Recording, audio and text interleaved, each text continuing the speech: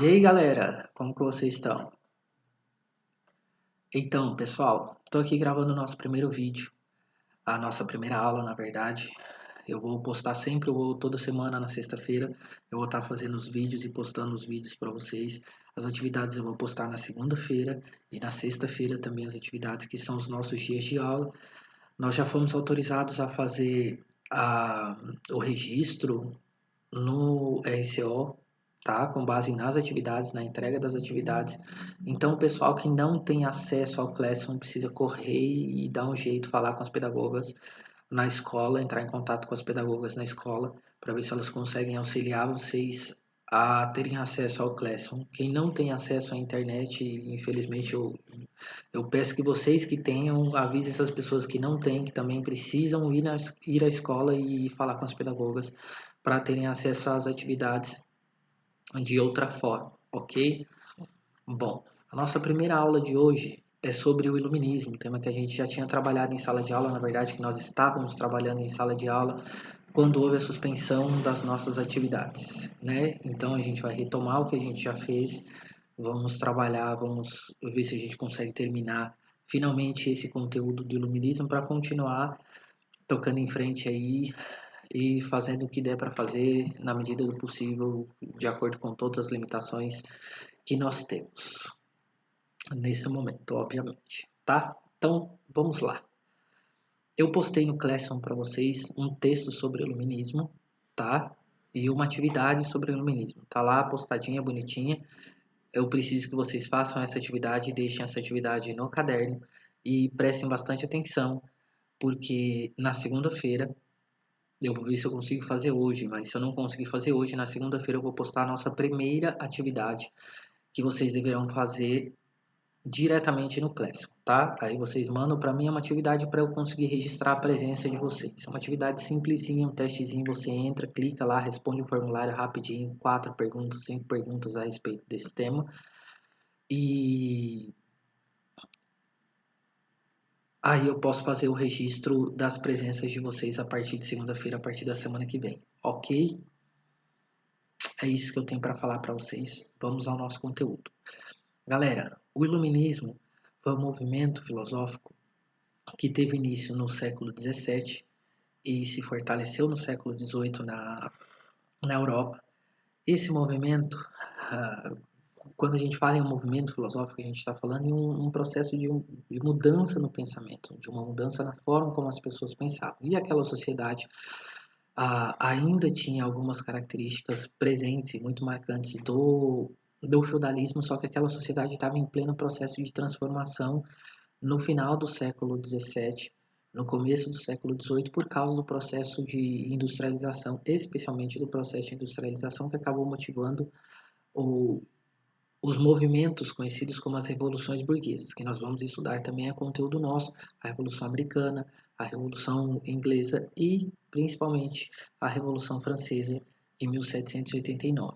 O iluminismo é a principal fonte, é a base ideológica desse processo revolucionário que aconteceu na França e que é extremamente importante para a história da humanidade inteira, porque mudou tudo a partir desse movimento revolucionário francês, tá?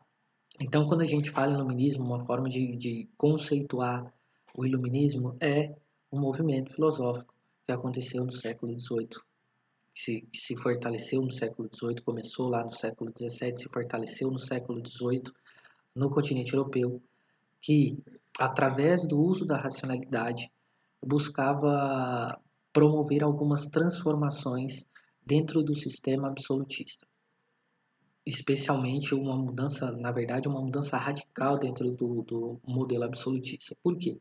Porque esses filósofos iluministas, eles criticavam o Estado absolutista, criticavam a interferência que a igreja exercia, ainda a influência que a igreja exercia dentro da, do Estado, né? A relação entre a igreja e o Estado são muito próximas, inclusive essas críticas que lá na frente, depois da Revolução Francesa, vão dar origem a uma estrutura de Estado laico.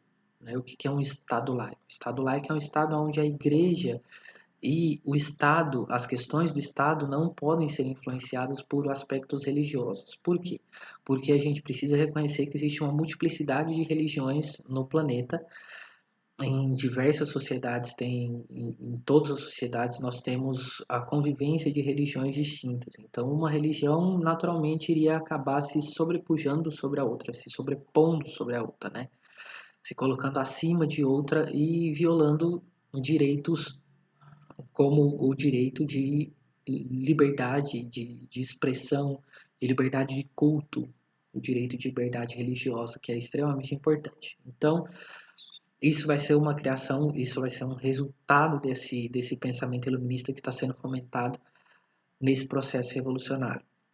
Tá? Uma das sementes que floresceram desse pensamento iluminista é justamente a separação entre igreja e Estado. Então, basicamente, o iluminismo criticava o Estado absolutista e a intolerância religiosa, além da presença religiosa nas questões do Estado, na influência que a igreja ainda exercia. Essa é uma característica ainda presente do feudalismo, como eu falei agora há pouco, um dos resquícios do feudalismo, daquele sistema monárquico absolutista. E as críticas eram direcionadas nesses dois sentidos. A igreja ainda limitava bastante as liberdades individuais, né? Então esses filósofos acabaram promovendo esse movimento, acabaram criando esse pensamento filosófico que acabou sendo utilizado não apenas nesses processos revolucionários que eu acabei de citar para vocês, mas também acabou influenciando os processos de independência no continente americano, dos estados que eram colônias ainda das potências europeias naquela época, dos estados europeus naquela época, e depois da Revolução Americana, que é o primeiro processo de emancipação desse sistema colonialista, começaram a surgir outros processos e vários deles foram influenciados por esse pensamento iluminista, certo? Os principais filósofos iluministas são John Locke, Adam Smith, o Voltaire, o Rousseau, o Montesquieu, o Quesnay, que se escreve Quesnay, mas se fala Quesnay, o Diderot e o D'Alembert. No texto que eu coloquei lá para vocês, eu fiz um resumo, né? Uma síntese do pensamento de cada um desses filósofos, tá? O primeiro deles é o Locke, que é considerado por muitos historiadores, por muitos filósofos, como o precursor da ideia do liberalismo político, né? Ele defendia os direitos que ele considerava os direitos naturais, que você já nascia com eles. Quais eram esses direitos naturais? O direito à vida, o direito à liberdade, o direito à propriedade. Entendeu? Isso eram direitos inatos, ninguém te dava esses direitos, você já nascia com esses direitos, né?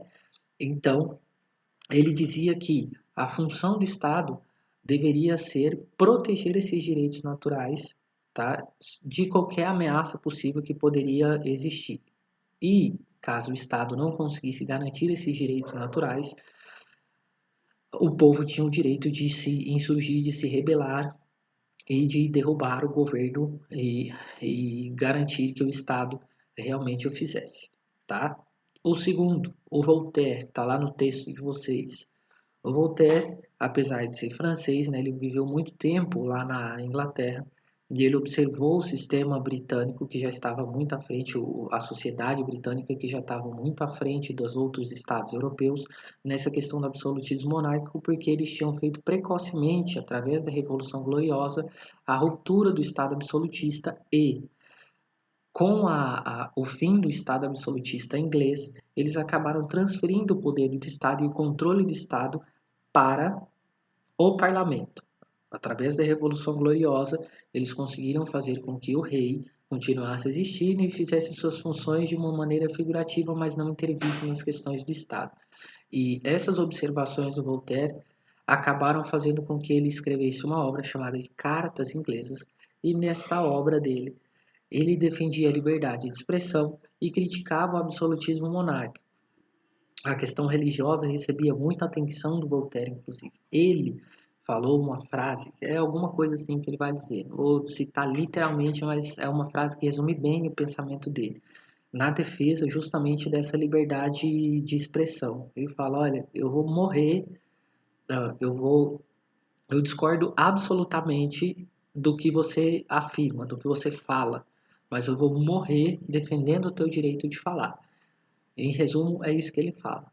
E isso resume muito bem esse pensamento dele e essa defesa que ele faz da liberdade de expressão. Pois bem, outro filósofo iluminista extremamente importante é o Barão de Montesquieu, né, que escreveu uma obra fantástica chamada de Espírito das Leis. Nessa obra ele defendia o quê? Olha, a gente não pode concentrar o poder nas mãos de uma única pessoa. A gente precisa dividir esse poder e precisa existir um equilíbrio entre esse poder. Tá? O poder de fazer as leis, e aí presta bastante atenção porque a estrutura e o modelo do nosso Estado é o modelo que esse cara sugeriu lá no século XVIII, que é um modelo dividido em três poderes.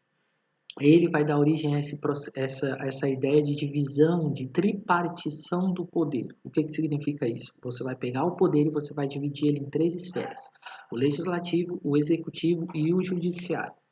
Qual que é a função do legislativo? Criar as leis, elaborar as leis. E a função do executivo? Executar a administração pública, ou seja, governar, exercer a administração do Estado com base naquelas leis que são criadas pelo legislativo. E a função do judiciário é exigir o cumprimento das leis. Então você separa as funções do Estado nessas três esferas de poder. Essa foi a grande contribuição do Montesquieu e a maioria dos estados hoje, atualmente, no século XXI, utilizam esse modelo de tripartição de poder ou tem algum tipo de referência na sua estrutura política nessa tripartição de poder, tá? Óbvio, né? Eu estou falando de estados democráticos, estou falando dos estados contemporâneos que nós temos hoje. Você vê uma ditadura, os regimes tirânicos que ainda existem em alguns lugares do mundo, ditatoriais que existem em alguns lugares do mundo, você vai ver que essa pessoa ele concentra todo o poder e ele é a lei, ele faz a lei, ele executa a lei do jeito que ele quer e ele exige o cumprimento da lei. Então ele concentra o poder. É a ideia reversa e isso era concentrado inclusive na figura do rei e no Estado absolutista. Por isso que o Montesquieu criticava, e era exatamente isso que o Montesquieu criticava. Olha, a gente não pode dar o poder absoluto para uma única pessoa. A gente precisa dividir esse poder. Essa é a grande crítica dele, essa é a grande contribuição, e nós vivemos em um Estado que é extremamente influenciado por esse pensamento. Outro filósofo iluminista extremamente importante é o Jean-Jacques Rousseau, que defendia uma participação popular mais ativa. De todos os filósofos, ele foi o único desses filósofos iluministas que realmente defendia essa participação popular na gestão do próprio Estado. Isso faz com que alguns historiadores afirmem que ele é um dos primeiros a defender um regime democrático, né? Ele tem essa ideia, ele constrói essa ideia com base no contrato social. O que é o contrato social? É um contrato que ele diz o que é o contrato social. É um acordo estabelecido entre o povo e o governante do Estado. Como que funciona? Esse acordo, o povo abre mão do seu poder de governar diretamente, porque são eles os responsáveis por exercer o governo, exercer a política. Eles abrem mão de exercer a política de forma direta e eles delegam essa função a outra pessoa desde que ela consiga preservar todos os seus direitos individuais. Entendeu? É mais ou menos o modelo de Estado, quer dizer, é exatamente o modelo de Estado que a gente vive, o Estado contratualista. Se você for lá e pegar a nossa Constituição, está escrito lá no comecinho dela, todo poder emana do povo, entendeu? Essa ideia de democracia em um sistema republicano acabou sendo extremamente, acabou construindo um modelo que foi estendido e aplicado na maioria dos países hoje no planeta, tá? Outra coisa interessante, além do contrato social, que o Rousseau criou essa ideia do contrato social e essa defesa de uma participação popular ativa na política, é que ele tinha a ideia que realmente a sociedade precisava, o homem ele nascia bom, ele defendia essa ideia, contrapondo-se inclusive a outro filósofo chamado de Thomas Hobbes, que falava que o homem nascia mal, ele nascia mal e ele é mal por natureza.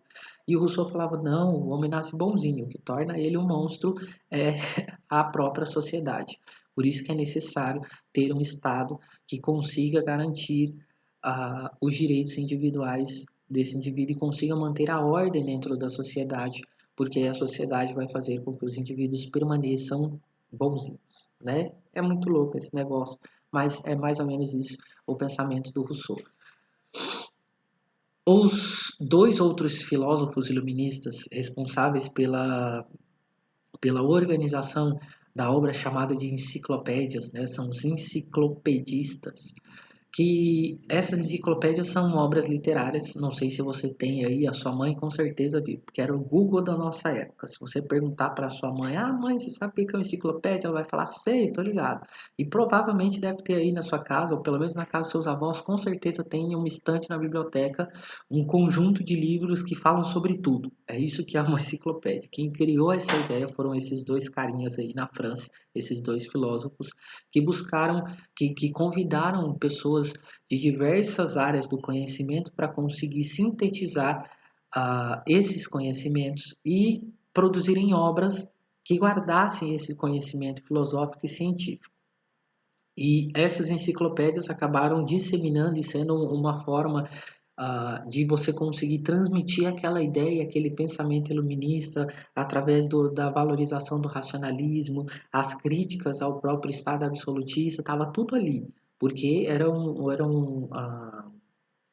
obras de um caráter científico e filosófico, sobretudo, né? E filosófico iluminista, né? Quando falo filosófico, eu estou falando filosófico iluminista.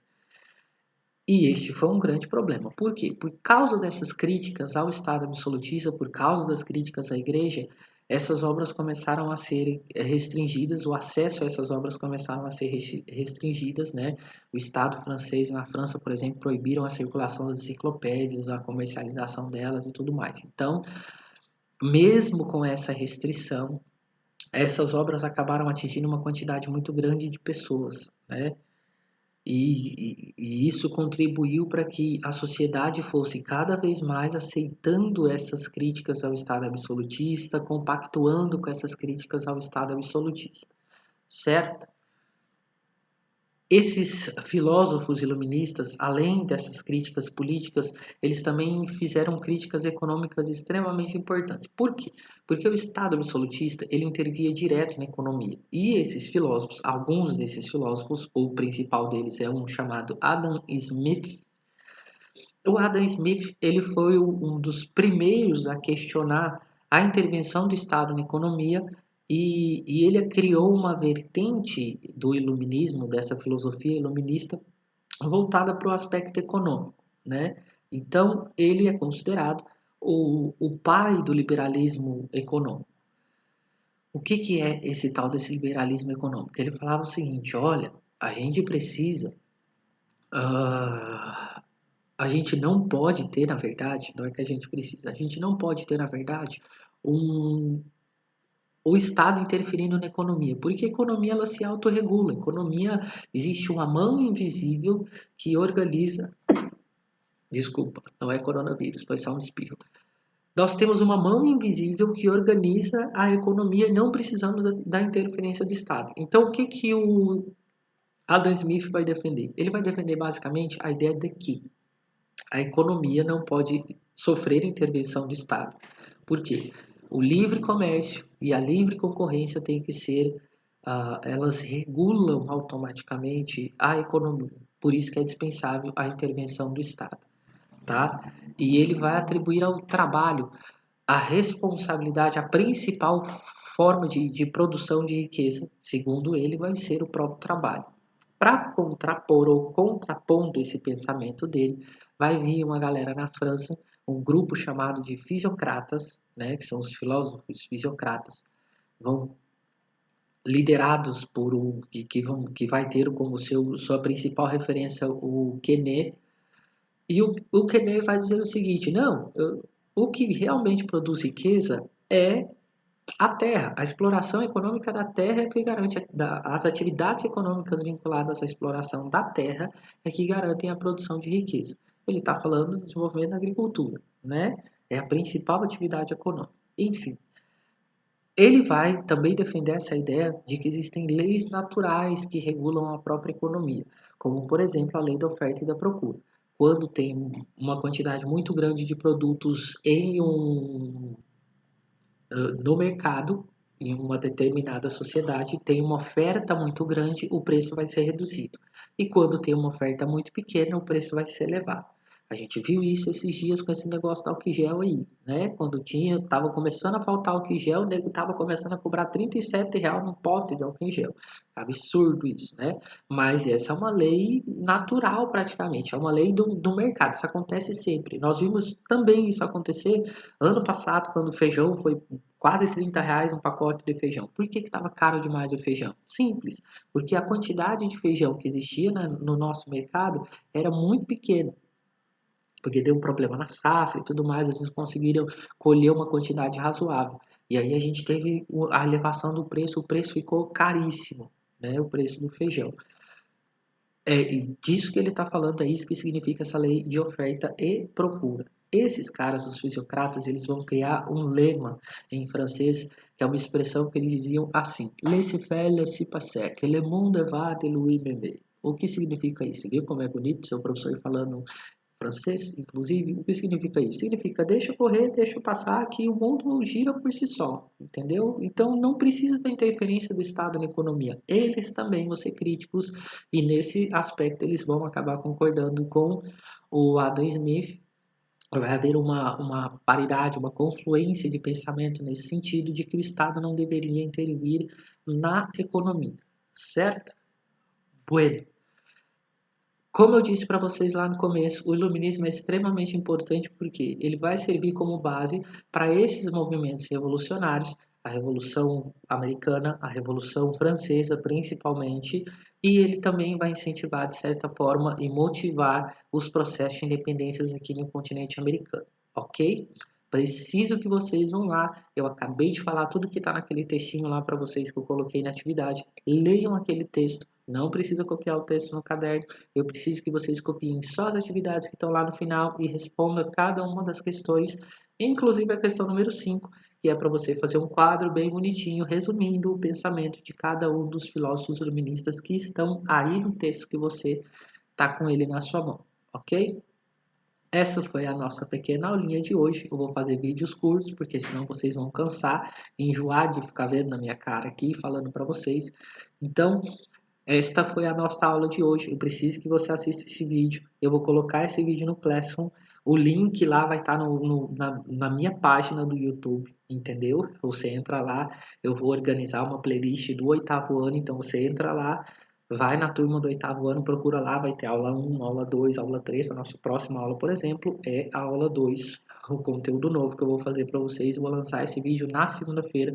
Sempre vou colocar o link deles lá no Classroom, e do Classroom você vai poder acessar o link e ver o vídeo no YouTube tranquilo, tá bom? Obrigado pela atenção de vocês, meus queridos. Desculpa aí o barulho ali em volta, porque eu não estou no estúdio, né? Estou dentro da minha casa, meu cachorro late, de vez em quando eu passo uma moto, o carro do ovo, essas coisas, tá? Espero que vocês consigam assistir, que as explicações tenham sido suficientes para vocês. Se existir alguma dúvida, todos os dias que nós temos aula, que é na segunda-feira na parte da tarde, na sexta-feira na parte da tarde, vocês podem entrar aqui, vocês podem mandar as perguntas, mesmo sem ser na segunda ou na sexta-feira, vai que, sei lá, quarta-feira você está respondendo. Eu estou olhando todos os dias, eu estou passando de turma por turma para ver se tem dúvidas, se tem perguntas, se tem alguma coisa. Às vezes eu não vou conseguir responder você na hora que você quer, mas eu vou te dar uma resposta, eu vou te dar um retorno o mais rápido possível do seu questionamento, da sua dúvida, ok? Muitíssimo obrigado pela atenção de vocês. Até a nossa próxima aula. Au revoir.